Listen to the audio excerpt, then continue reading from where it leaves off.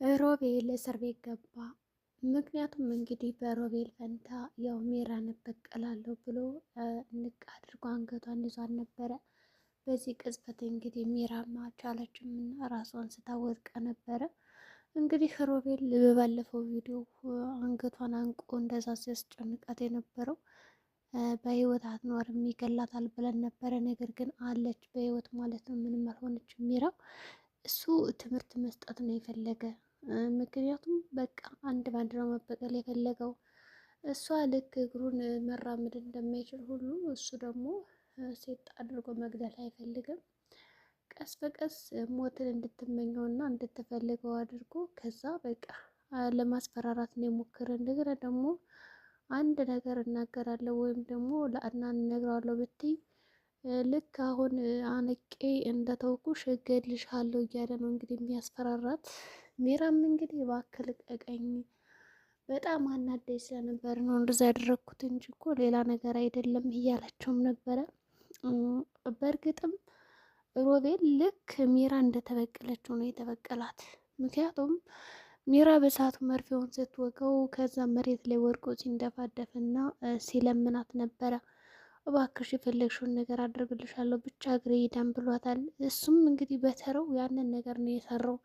ምንድን ነው ያደረገው እንግዲህ እሷን እጅና እግሯን አስሮ በወልጋ ስር ባስቀመጣት በኋላ አየሽ አይደል ሜራ፣ እኔ ራሱ እንድትሞች አልፈልግም በጣም ስለምወድሽ እያለ እንዲሳለቅባት ነው የፈለገው። ከዛ እንግዲህ ንቅ አድርጎ ያው መኝታ ክፍል ውስጥ ደብቋታል። ወንድሙ መጥቶ ሜራን አይተሃታል ብሎ ቢጠይቀው እንግዲህ ያው አድናን ለፍች ስለሚፈልጋት ሚስቱን እየፈለገ ነው፣ ግን አላየዋትም ብሎ ነው የሸመጠጠው። የሚገርመው ነገር እንግዲህ ሮቤል ወደዛ መኝታ ክፍል ሲገባ ያው ሜራን አይቷታል አልጋ ስር ወድቃ፣ ግን ሙታለች አለች ብሎ መፈተሹ ጥሩ ነገር ነው። ከዛ ጠየቀው የት ናት ሜራ ምናምን ብሎ ሲጠይቀው እኔ ራሱ አላውቅም ወደ አንተ እኮ እየመጣሁ ነበረ ልጠይቅ ይለዋል።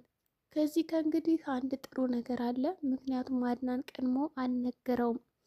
ሜራ የወዚ አልጋ ስር ወድቃ ተኝታ እያየዋት እንዴት ነው አንተ የለችም የምትለኝ ብሎ ራሱ ሊያሳፍረው አልፈለገም እና እሺ በቃ ስትመጣ ጥራኝ፣ ምናልባት እኮ ሳጣት ያው አንተ ጋር መታ ይሆናል በሚለው ነው በማለት እንግዲህ አድናንም ለራሱ ምክንያት ደርድሮ ከዛ ክፍል ይወጣል።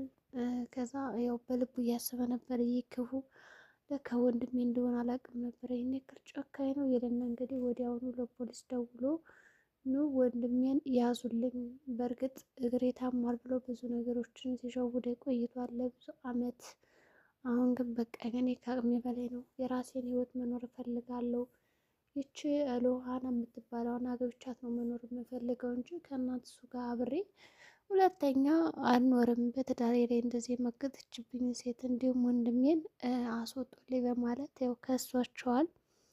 እንግዲህ አድናንም ወንድሜ እንደዚህ በትንሽ ነገርማ ተነስተህ ውጣ አትለኝም፣ ያየሁና የሰማው ነገር ካለ ለምን በግልጽ አትነግረኝም ይለዋል። በእርግጥም በአሽሙር እየነገረው ነው ያለ አድናን። ሮቤል ግን ይሄ ነገር እየገባው አይደለም። ቆይ ምን ማለት ፈልጎ ነው አድናን? ሰሞኑን ጸባዩ እንዳለ ነው የተቀየረው፣ ግን ምን አጥፍቼ ነው እያለ ግን ደግሞ ሊገባው አልቻለም።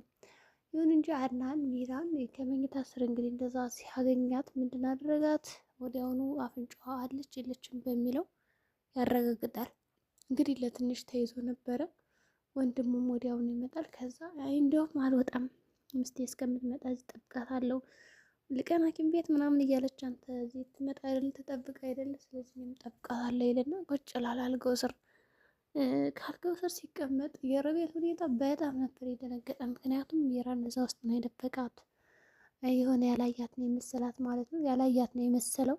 ከዛ በቃሽ እወጣላለሁ ይልና አድናንም ይወጣል።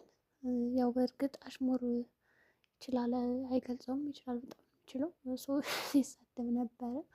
ከዛ እንግዲህ አድናንም የሆነ ነገር ያውቃል። ስለዚህ ሎሃናን ሄጄ ልጠይቃት በሚለው ሮቤል ወደ ሎሃና መኝታ ክፍል አምርቶም ነበረ።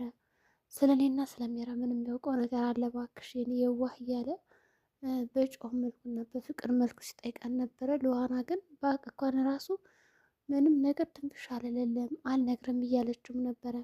ከዛ በቃ ስለምወድሽ እኮ ነው ይላታል። ስለዚህ የሉና መልስ እኔም አፈቀርኩ እንኳን ደስ አለሽ በለኝ፣ እንዲያውም ያፈቀርኩት አድናን ነው ትለዋለች። ከዛ እንደዛ ስትለው እንዴት ሊሆን ይችላል እሱ እኮ ትዳር አለው ይላታል። ከዛ እሷ ደግሞ ትዳር እኮ ዝም ብሎ የወረቀት ብቻ ነው የስም ብቻ ነው እንጂ ከአንተ ጋር ነው ትዳር ምንም ነገር የመሰረተችው፣ በቃ ሁሉ ነገር አብራችሁ አይደል የምትሰሩት፣ ስለዚህ ይሄ ትዳር አይባልም ህጉም ይፈቅዳል እንግዲህ ለማፍረስ በማለት ትነግረዋለች። ሮቤል ግን ሚስቱን አግብቶ ወይም ደግሞ ፈቶ ሌላ ሚስት እንዲያገባ አይፈልግም። ምክንያቱም ሮቤልና አድናን ሲጨቃጨቁ ምን ነበር ያለው አድናን? አንተ እኮ እየተሰረቀ ነገር ትወዳለህ ነው ያለው። እዛ ጋ በጣም ነው ያሳቀኝ። እንግዲህ አድናን ሜራንም ሰርቆ ወሰዳት፣ ሉሃናንም እንደዛው። በተለይ ደግሞ ሉሃናን ወዳታለሁ እዚህ በኋላ ከስሯ እንዳላይ የሷን ስም ስጠራው እንዳላይ ብሎታል። ከዛ መጨረሻ ላይ እንዲህ አንተ እኮ ነው እንደውም ትወዳለህ ምናምን ብለህ ፍቅር እንድታዘኝ ካረክ በኋላ ለምንድን ነው የምታረቀኝ ይለዋል። እንግዲህ ሮቤል ይገባል በማለት እንግዲህ አድናንም ጥሎት ሄዷል። አድናንም እንግዲህ መኝታ ክፍል ያየውን ነገር ለማንም አልተናገረም። ሉሃና ጭንቀቱን አይተዋለች። በሰላም ነው አድናን ምንድነው እንደዚህ የተጨነቀው ነገር ብትለው እሱ ደግሞ አይናገርም። ብቻ ግን የሆነ ትልቅ ችግር እንዳለ ነግሯት እንዲሁም ደግሞ ሚራን እንደሚፈታት ያሳውቃታል ማለት ነው። ሉና ግን በዚህ መካከል ሚስቱ እንዲፈታት አልፈለገችም። አንደኛ እህቷን እስከምታገኝ ድረስ የምትታገሰው፣ ሁለተኛ ደግሞ አሁን ሚራ እርጉዝ ነች፣ ግን ከማን እንዳረገዘች አይታወቅም። ስለዚህ አሁን አድናን ፈታት ማለት ሚራ ብቻዋን ቀረች ማለት ነው። ሚራ ደግሞ በጭራሽ ይህን ከብቻ ጥያቄ እሺ ብላ የምትቀበለው አይመስልም። ምክንያቱም አንደኛ እርጉዝ ነች፣ ልጁ ከማን እንደሆነ ባይረጋገጥም ወይ ከአድናን ነው ወይ ደግሞ ከሮቤል ነው። ብቻ እንግዲህ ለመክሰስ እየሞከረች ነው። ይሁን እንጂ ሉሃናም እንግዲህ እንደፈለገ ትለዋለች ማለት ነው። አድናንንም ሮቤልንም አይመለከተኝም ብቻ ትገኝልኝ እያለች ነው እንግዲህ በአቋሟ የጸናችው። ከዛ ያው ሚስጥረኛ ይሁኝ እያላት ነው ሮቤል። እኔ ደግሞ አያገባኝም አይመለከተኝም በአንተ ነገር ራስህን ችለህ ከዛው ተወጣው እያለችው ነው። እሱም እሺ ብሎ ጥሏት ሄዷል ማለት ነው እንግዲህ ምክንያቱም መጨረስ ያለበት ስራ ስላለ ጥሏት ይሄዳል። ብዙም አልተጨቃጨቃት። ወዲያውኑ ለጓደኛው ይደውልና ዛሬ ማታ ትልቅ እቃ አለ፣ ስለዚህ ኑ ከኔ ቤት ይላቸዋል። ምን አይነት ነው ይሉታል። ዘጋ ስትመጡ ታይታላችሁ፣ እኔና አውጣዋለሁ፣ ስለዚህ አፍጠኑት ነበር ያላቸው። እንግዲህ አድናንም ቀደም ብሎ ከዚህ ቤት መውጣት አለብህ፣ የራሴን ህይወት መኖር አለብኝ ብሎትም ነበረ። በዚህ ቅስፈት የሮቤል ተናዷል። ጁሊዮን ከወንድሜ እኔ አሁን እጫወትብሃለሁ ይቅርታ ጠይቄ ምናምን ያስገባው ነገር ካለ እንጂ ቤቴንማ ለቅቄ አልወጣም ይላል። ምክንያቱም እንግዲህ ይሄ ቤት በአድናን ስም ሳይሆን በሮቤል ስም ነው ያለው። ምክንያቱም ሮቤል በጣም ታሞ ስለነበረ ምንም ነገር አያደርገኝም አይከዳኝም ብሎ ስለነበረ በወቅቱ አድናን እያንዳንዱ የድርጅቱን ብር፣ ገንዘብ፣ ሀብትነሽ ምንድነሽ እንዳለ እንግዲህ ወደ እንትና ስም አዙሮታል ማለት ነው። ወደ ራሱ ወደ ሮቤል ስም ነው የዞረው። አሁን አድናን ይሰራል ግን ሁሉም ነገር በራሱ ስም ነው ያለው። ነገር ግን አይደለም ሚራና ሮቤል እንግዲህ ወደ ራሳቸው ስም ገልብጠውታል ሀብትና ንብረቱን። ግን ሚራ በቃ እኩል አንካፈልም እኔ ብቻ ነኝ የምበላ በማለት ነው እዚህ ደረጃ የደረሰችው።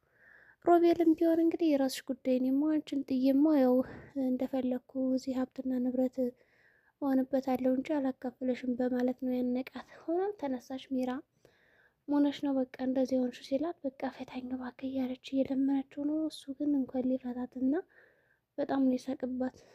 በጣም እኮ ነው ሽባ ያደረግሽኝ፣ እግሬን ከመለስሽልኝ ምናልባት ያው ልተውሽ እችላለሁ፣ የሳራ ዕጣ ፈንታ አይደርስሽም እያላት ነው። እንደገና የሷ ስህተት ምንድን ነው? እንደዚህ ለምታነቅ ያደረሳት ያንን መቃብር ቦታ ሲቀበር ስላየሽ ነው። እና የሳርን መቃብር አይተሽዋል አንቺን ወስደን መቃብር ሲላት ደግሞ በጣም ፈራች። ቢያንስ ለሌላ ለልጅ ስትል እባክህ ተውልኝ እያለችውም ነበር። እሱ ግን በጭራሽ አይሆንም ብሏታል። እንግዲህ የመጨረሻቸው ምን ሊሆን ይችላል? እነ አድሪት አልተቻሉም እና አድናንም ደግሞ ወንድሜ እስከ መጨረሻው እስከ ጥግ ድረስ የሚጋፈጥበትን መንገድ ይከታተላለሁ በማለት እየጠበቀ ነው። ከዛ እንግዲህ ሮቤል እንዴት አድርጎ እንደጠራቸው እነዛን ሰዎች አይታወቅም። ያው እየጎተተ ሚራን ሊያወጣት ሲያስብ እጅ ከፍንጅ ነው የተያዘው። እንግዲህ አድናን በጣም ያልጠበቀው ወንድሙ አረማኔ ጨካኝ ሆኖ ነው እንግዲህ ያገኘው።